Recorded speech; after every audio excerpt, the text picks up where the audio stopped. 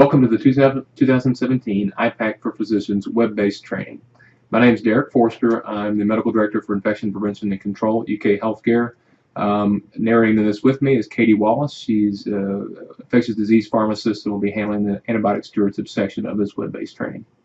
The objectives of this course are to define standard and transmission-based precautions, review the role of hand hygiene, discuss why antimicrobial resistance is a critical threat to public health in the United States, describe the importance and impact of antimicrobial stewardship on patient care and the development of resistance, and to recognize opportunities to practice stewardship in your practice setting. The next few slides are called a pretest. You are not expected to know the answers to the pretest. A pretest assesses your knowledge prior to any training. If you score 100% on the pretest, you are sent to the end of the course. Otherwise, the course will continue normally with the learning material.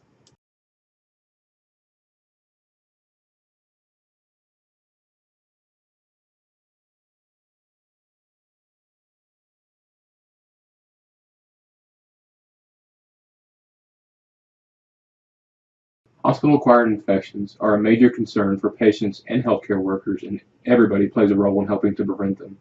The success of a program depends on the commitment of everybody in the organization. We'll start by defining standard and transmission-based precautions. Standard precautions are a set of practices that should be followed by everybody for every patient.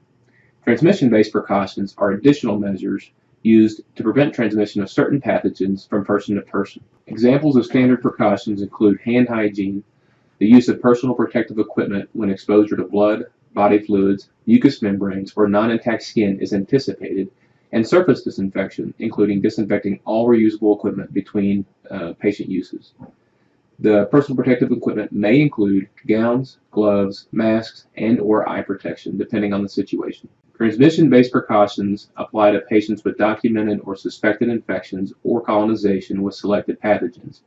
Again, these are used in addition to standard precautions.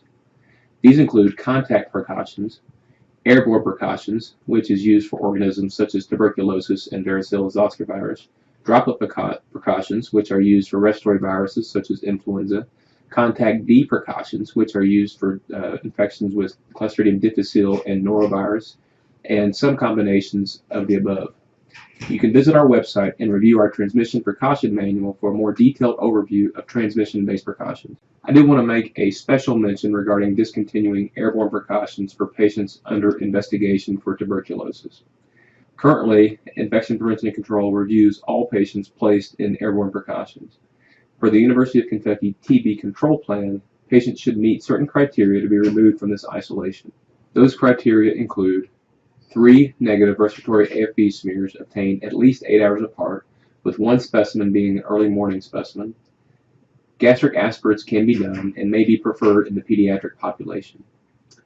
Isolation can be removed prior to obtaining 3 negative specimens when evaluation by pulmonary or infectious diseases has occurred and the attending physician of that service feels that ongoing isolation is unnecessary. Isolation can also be discontinued by the primary admitting service in cases where infectious diseases or pulmonary consultation has not occurred after consultation with an agreement from Infection Prevention and Control. UK Healthcare's hand hygiene policy requires that all providers follow the threshold rule. By following the threshold rule, this means that hand hygiene is done before entering and after exiting the patient's room, even if you do not plan on touching the patient or the patient's environment. In addition to the threshold rule, providers should follow the World Health Organization's 5 moments of hand hygiene. These include practicing hand hygiene before touching a patient, before performing a clean or aseptic procedure, after body fluid exposure, after touching the patient, and after touching the patient's surroundings. Here's a diagram of the World Health Organization's 5 moments of hand hygiene. In summary, be familiar with key elements of infection prevention and control, which include performing hand hygiene correctly for every patient encounter, using standard precautions for every patient, following transmission-based precautions, donning personal protective equipment before entering a patient's room, and doffing that equipment before exiting the room. For more information, visit our website, send us an email, give us a call at 323-6337, or stop by our Chandler office in Pab H room C265 or our Good Sam office in room C007D and G. So now that we've talked about infection prevention and control, we're now going to head into the stewardship part of this talk, and really start though by talking about the synergistic relationship between infection prevention and control and stewardship. And I have the quote at the bottom which states that the infection prevention and stewardship partnership is bidirectional. Where there is no transmission of infection, there is no need for antimicrobial treatment, thus reducing the development of resistance. And I think this really highlights the combination and importance of the two together in order to alleviate the resistance burden on our patients. So what is antimicrobial stewardship? Clearly, by definition, it's the coordinated interventions to improve and measure the appropriate use of antibiotics by promoting the selection of the right drug, regimen, dose, duration of therapy, and route of administration. But I think more easily, it's really the right agent at the right dose for the right duration of time. And I've also added in here only prescribing an antibiotic when one is needed. And the reason for this is that it's actually estimated that 30 to 50% of antibiotics prescribed are either unnecessary or inappropriate. And so this is really where we have the opportunity to improve our prescribing both as an institution and nationwide. The reason that antimicrobial stewardship has become so important is directly related to our issues with antimicrobial resistance. And resistance is directly associated with an increasing morbidity and mortality in our patients. In fact, it's estimated that at least 2 million illnesses and 23,000 deaths are directly related to antimicrobial resistance. And the best way to combat antimicrobial resistance is through antibiotic stewardship. And I have highlighted on this slide an article by Spellberg and colleagues entitled New Societal Approaches to Empowering Antibiotic Stewardship. And one of the first things that it focuses on is the fact that we're getting closer and closer to a post-antibiotic era. And this is a very real threat to our ability to use our antibiotics and actually could potentially jeopardize our ability to make other medical advances. For example, if we are transplanting higher risk patients, but we're not able to treat the infections that they can acquire post-transplant, it's really hard to see the benefit of some of these newer initiatives.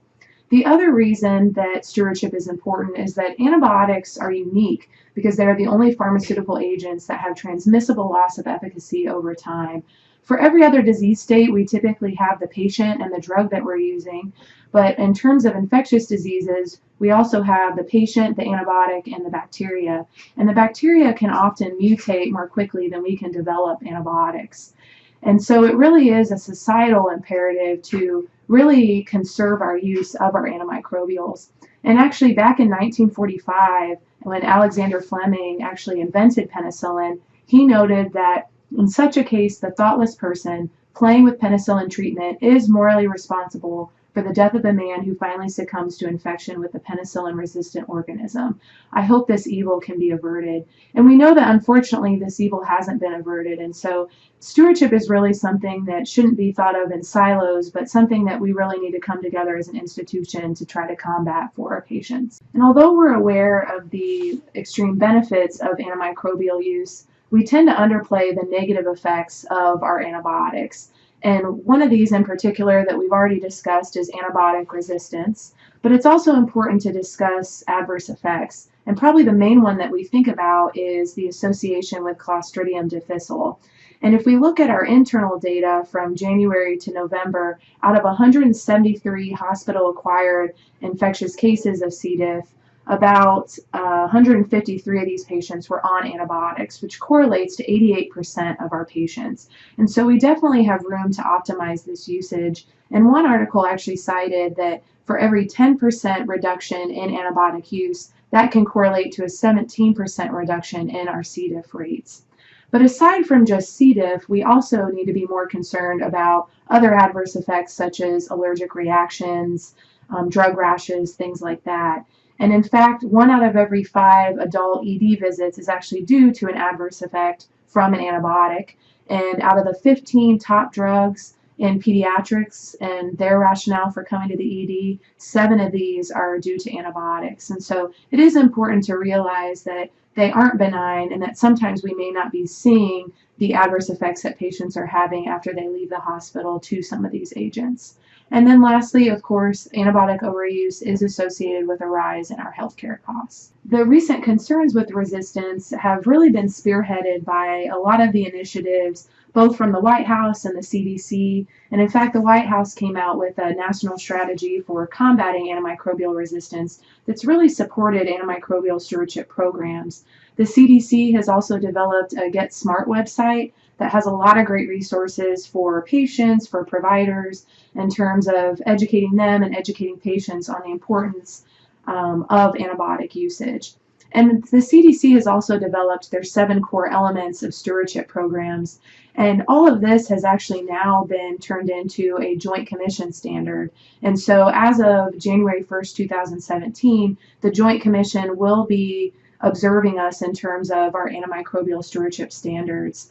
And along with that, this has been tied to a Centers for Medicare and Medicaid Services proposal that is promoting antibiotic stewardship. And so now in the future, our reimbursement by Medicare and Medicaid will be directly tied to our ability to effectively implement these stewardship initiatives.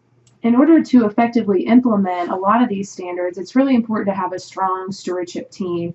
And so here you can see the different components. At the core, we have an ID pharmacist as well as an ID physician that really represent the directors of the stewardship program. But there are a lot of arrows and contributors to the stewardship team, and we really can't function without having kind of a small army to represent our stewardship staff. So we work very closely with the microlab and infection control, and also meet on a monthly basis as part of an antimicrobial stewardship subcommittee that has representatives from all different specialties to help make decisions as a hospital. And so this collaborative group is key in being an effective stewardship team. So as an antimicrobial stewardship team, there are certain components of a program that are impactful in driving a lot of these initiatives in optimizing antibiotics. And it's helpful to think about it in terms of the way that we work up patients when deciding to give a patient an antibiotic. The first is when we're reviewing a patient and determining which antibiotic to prescribe. The best way to impact this is through education and guidelines, especially institutional specific guidelines. The other way is through restriction or prior authorization, and this is where prior to giving the antibiotic, you have to consult ID or the antimicrobial stewardship team. So a good example of this is IPAC. We wouldn't want that to be utilized without first consulting the team to make sure it's optimal for the patient. Upon entering an order for an antimicrobial, stewardship can impact this through order sets or other computer strategies. We have an HIV and amphotericin order set currently, and the amphotericin order set is really built to help alleviate any adverse effects from amphotericin administration by including pre-medications and post-medications. And then lastly, after an antibiotic is administered, stewardship programs can intervene through prospective audit and feedback. And what this means is that on a thrice weekly basis, we're reviewing different reports, such as a 72-hour antibiotic or sterile site culture report, and seeing if there are ways to optimize antibiotics. We then will communicate with the primary pharmacist on the team, or put in a note, or interact with the physician as well. And so this is probably the most common way that you've interacted with our stewardship team. But aside from just the stewardship team, there really are opportunities for all providers and clinicians to implement stewardship practices. And these really occur at different phases of antimicrobial use. The first is upon initiation, so only starting an antibiotic in patients with a true infection and avoiding those just-in-case prescribing practices. And also reviewing the antibiogram for empiric therapy and trying to optimize what that therapy should be. The second is during therapy, so taking an antibiotic timeout. This usually occurs at about 48 to 72 hours when we have more culture and imaging data. And we actually currently have a way of following this through a flag that goes to our pharmacy staff. And that flag is really to prompt them to have that conversation with the team about antibiotic use. And this will be translated into a note in the chart. This is a new Joint Commission standard, and so really pausing at that time and determining how we can optimize or maybe even discontinue antibiotics is important. And then lastly, cessation. So only treating patients for as long as is necessary. If 14 days is the same as 7 days for a patient with hospital-acquired pneumonia, then we should treat for 7 days. And of course, throughout all of these, educating patients, especially on the outpatient side, keeping them aware of when antibiotics are appropriate or not appropriate, and keeping them in the loop can really be a reinforcement for patients to take ownership of their knowledge of antibiotics. If we take a look at our empiric usage of antimicrobials here at UK, you can see that we're lucky enough to have an antimicrobial stewardship dashboard that can really tell us how we're using our antibiotics, where we're using them, and what percent of the time. So if we look from October to December and look at all of the encounters that received antibiotics, we can see that of those, 18.6% received vancomycin, 14% piperacillin tazobactam, and so forth. When looking at the blue boxes below this, you can see that here it's divided out based on indication. And so about 13% had an antibiotic prescribed for pneumonia, but about 20% or so had an antibiotic prescribed for an indication listed as other. And indications are a new part of the standard, and so we really do use these indications to determine how we're using our antimicrobials. So we encourage everyone who's entering these orders to really try to put in what the indication is so that we can follow this more closely. Another useful tool for guiding empiric therapy is through the use of our antibiogram. And you can see here on the left-hand side the different organisms, and this is the gram negatives, and on the top the different agents that we can use to treat these infections. And if we specifically look at Pseudomonas aeruginosa and look at both cefepime and piperacillin tazobactam, you can see that our activity is right around 75%. Now, ideally, this would be above 90%, and so that's really what we're going for in this scenario. Here at UK, we have the tendency of potentially changing antibiotics from one of these anti-pseudomonal beta-lactams up to a carbapenem like meropenem. But you can see that that really doesn't provide you with any additional activity. So if you are worried about getting optimal pseudomonal coverage, especially in critically ill patients, it's important to consider the addition of a second agent. Levofloxacin, if you look there, only provides 60% activity, so it's not an optimal agent. But adding an aminoglycoside, as you can see on the top, really does provide that activity above 90%. And so using an anti-pseudomonal beta-lactam in combination with an aminoglycoside in cases where we're worried about Pseudomonas is optimal. Of course, in our pediatric population, our susceptibilities are much friendlier, and so using an anti-pseudomonal beta-lactam alone should be sufficient.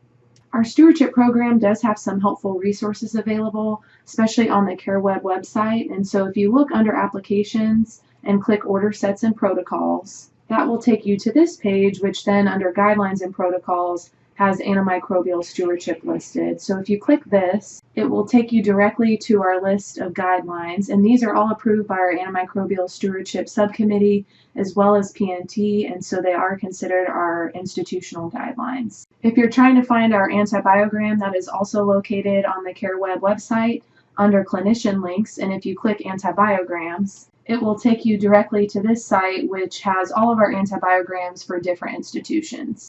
So in summary, antimicrobial resistance has a very significant impact on patient morbidity and mortality. And of the antimicrobials we prescribe, about 50% of them are considered to be inappropriate. It's important to remember that antibiotics are not benign and that they are a shared resource. So prescribing to one patient really can impact our ability to use those agents in other patients. And even a small improvement in antimicrobial stewardship by each person can make a large impact on decreasing resistance overall. And so we hope to encourage all people involved in antimicrobial prescribing to really think about whether or not those antibiotics are necessary and try to optimize our stewardship initiatives in all patients. If you have any questions at all or would like any additional information, please feel free to contact any one of us from our antimicrobial stewardship team. Please click the Continue button on the bottom of the screen when you are ready to complete the requirements for this course.